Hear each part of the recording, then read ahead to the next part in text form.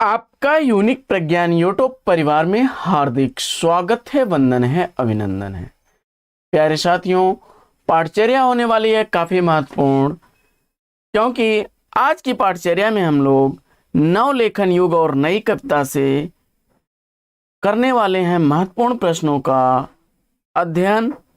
और सन 1954 से 1972 के बीच की पूछी जाने वाली कुछ चर्चित रचनाओं पर आज की पाठचर्या आधारित है। तो मुझे आशा ही नहीं वह पूर्ण विश्वास है कि यह प्रैक्टिस सेट आपको लाभान्वित करेगा। तो आज की इस प्रैक्टिस सेट को हल करना प्रारंभ करें उससे पूर्व वीडियो को लाइक और शेयर करना बिल्कुल ना भूलें। और चैनल पर पहली बार होंगे तो चैनल को सब्सक्राइब करके बगल में बने हुए बेल आइकन से ऑल बटन को भी प्रेस कर दीजिएगा, जिससे कि आने वाले नए वीडियो की नोटिफिकेशन आपको सबसे पहले मिल सके। तो साथियों, बिना समय गंवाए प्रारंभ करना चाहेंगे आज की पाठचर्या और देखेंगे आज की पाठचर्या का पहला प्रश्न। बड़ा ही आसान सा और चर्चित प्रश्न है कि मैला आंचल उपन्यास के लेखक कौन हैं। और अगर आंचलिक उपन्यासों में मैला आंचल उपन्यास की बात की जाए तो यह फणीश्वर नाथ रेणु द्वारा लिखा गया उपन्यास है और इससे आप भली भांति परिचित हैं। विकल्प 20 का सही जवाब है। प्रश्न संख्या 2 है कि परती परिकथा उपन्यास के लेखक कौन हैं। और अगर परती परिकथा उपन्यास के लेखक आपने विकल्प प्रेमचंद, नागार्जुन और श्याम सुंदर दास को छोड़ करके फणीश्वर नाथ रेणु को चुना होगा तो राइट आंसर के साथ हैं। अगला प्रश्न है कि दीर्घ तपा उपन्यास के लेखक कौन हैं। और दीर्घ तपा उपन्यास के रचनाकार में अगर आपने चयनित कर लिया है फणीश्वर नाथ रेणु जी को तो राइट आंसर के साथ हैं। अगला प्रश्न, जुलूस उपन्यास के लेखक कौन हैं। जुलूस उपन्यास के लेखक अगर आपने देखिए, यहां रिपोर्टाज की बात नहीं की जाती रही है। रिपोर्टाज जुलूस जो है, जुलूस रुका है, उसकी बात ना होकर के यहाँ जुलूस उपन्यास की बात हो रही है। और जुलूस उपन्यास फणीश्वर नाथ रेणु द्वारा लिखा गया है। विकल्प ए इसका सही जवाब है। अगला प्रश्न है कि ठुमरी कहानी के लेखक कौन है। ठुमरी कहानी के लेखक भी फणीश्वर नाथ रेणु जी हैं। बी विकल्प इसका सही जवाब। अगला प्रश्न है कि विश्रामपुर का संत उपन्यास के लेखक कौन है। विश्रामपुर का संत उपन्यास लिखने वाले हैं श्रीलाल शुक्ल जी। सी विकल्प इसका राइट आंसर है। विकल्प सी इसका बिल्कुल सही जवाब है। अगला प्रश्न है कि राग दरबारी उपन्यास के लेखक कौन है। और राग दरबारी उपन्यास के लेखक अगर आपने चयनित किया है श्रीलाल शुक्ल को तो डी विकल्प बिल्कुल सही जवाब है। अगला प्रश्न है कि मानस का हंस किसकी कृति है। तो मानस का हंस कृति के रचनाकार अमृतलाल नागर हैं। विकल्प सी इसका सही जवाब है। झांसी की रानी उपन्यास के लेखक कौन हैं। झांसी की रानी उपन्यास लिखने वाले हैं विकल्प सी, विकल्प डी और विकल्प बी का परित्याग करिए और वृंदावन लाल वर्मा को चुनिए। विकल्प ए इसका राइट आंसर है। अगला प्रश्न, मृगनयनी उपन्यास के लेखक कौन हैं। और मृगनयनी उपन्यास का अगर रचनाकार आपने चुना वृंदावन लाल वर्मा जी को तो बिल्कुल राइट आंसर है। अगला प्रश्न है कि मेरी तिब्बत यात्रा साहित्य के लेखक कौन हैं। तो मेरी तिब्बत यात्रा वृतांत किसने लिखा है, इसका आपको जवाब बताना है। और इस प्रश्न का उत्तर अगर आपने राहुल सांकृत्यायन जी को विकल्प डी चुना है तो राइट आंसर है आपका। अगला प्रश्न है कि न खत्म होने वाली कहानी किसकी आत्मकथा है। न खत्म होने वाली कहानी आत्मकथा के लेखक हैं बीपी सिंह। विकल्प डी इसका राइट आंसर। अगला प्रश्न है कि मृदुला सिन्हा द्वारा लिखित पुस्तक राजपथ से लोकपथ पर किसकी आत्मकथा है। तो प्रश्न संख्या 74 का राइट आंसर होगा विजय राजे सिंघानिया की, विकल्प 20 का राइट आंसर है। अगला प्रश्न है कि देहाती दुनिया उपन्यास के लेखक कौन है। देहाती दुनिया उपन्यास के उपन्यासकार के रूप में आपने अगर चयनित किया विकल्प सी, डी और बी को छोड़ करके विकल्प ए शिव पूजन सहाय, तो बिल्कुल सही जवाब के साथ हैं आप। साथियों, प्रश्न संख्या 76 देख लेते हैं हम लोग कि कौन सी कहानी प्रेमचंद द्वारा रचित नहीं है। इसका आपको जवाब बताना है।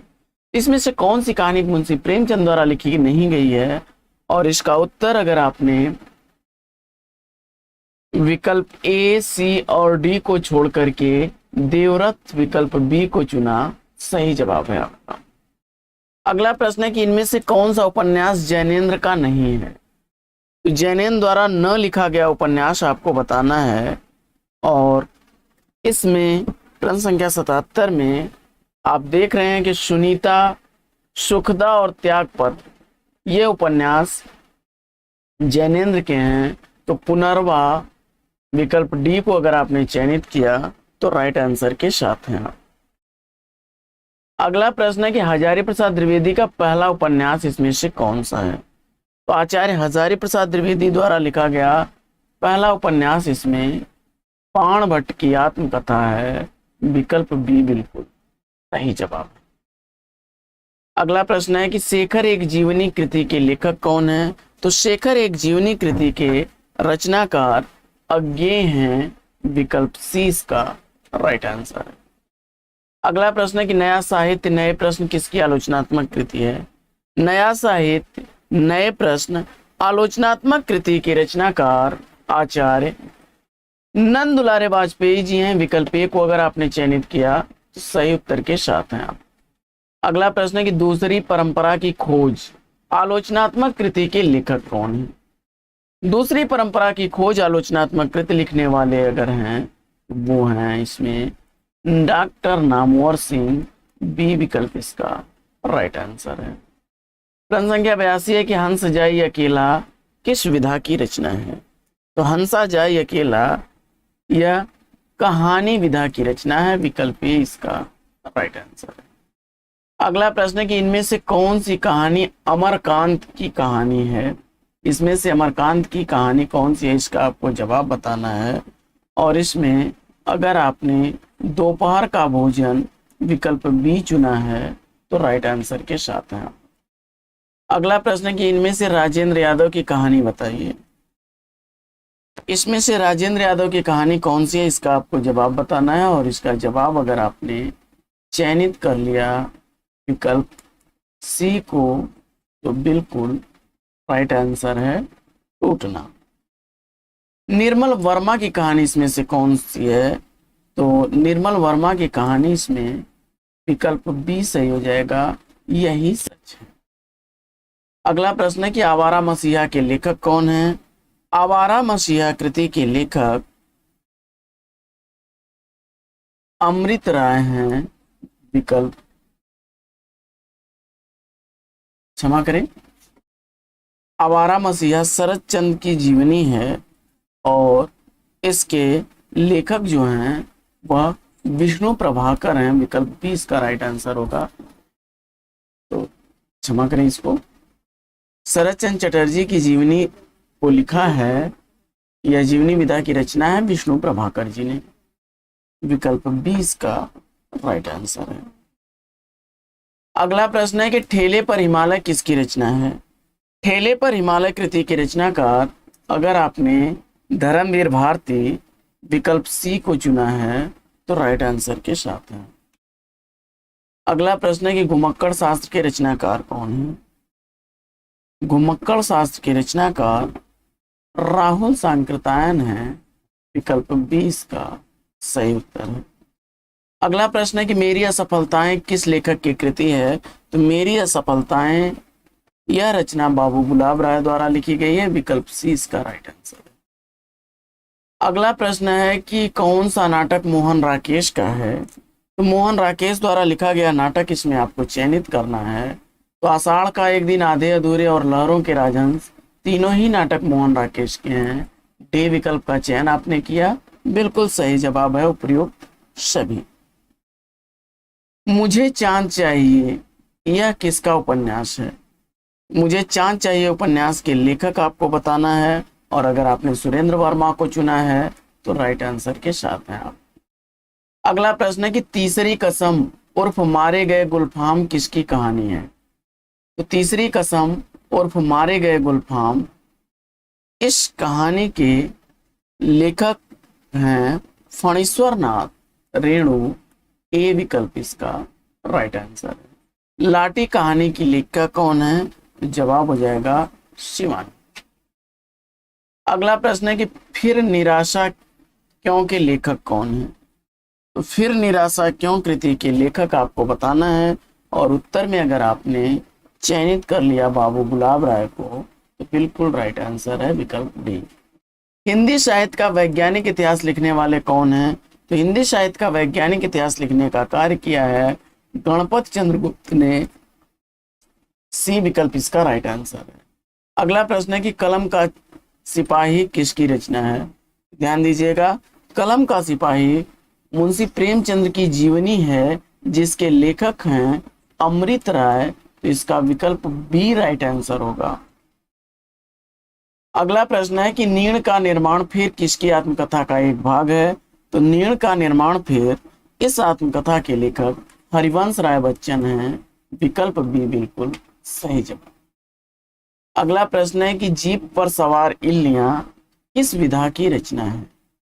तो जीप पर सवार इल्लियां, यह रचना हास्य व्यंग है। विकल्प 20 का सही जवाब है। भारतीय सौंदर्य शास्त्र की भूमिका के रचनाकार कौन है? तो भारतीय सौंदर्य शास्त्र की भूमिका कृति के लेखक डॉक्टर नगेंद्र हैं। विकल्प इसका बिल्कुल सही जवाब है। अगला प्रश्न है कि नई कविता और अस्तित्ववाद इसमें से किसकी आलोचनात्मक कृति है?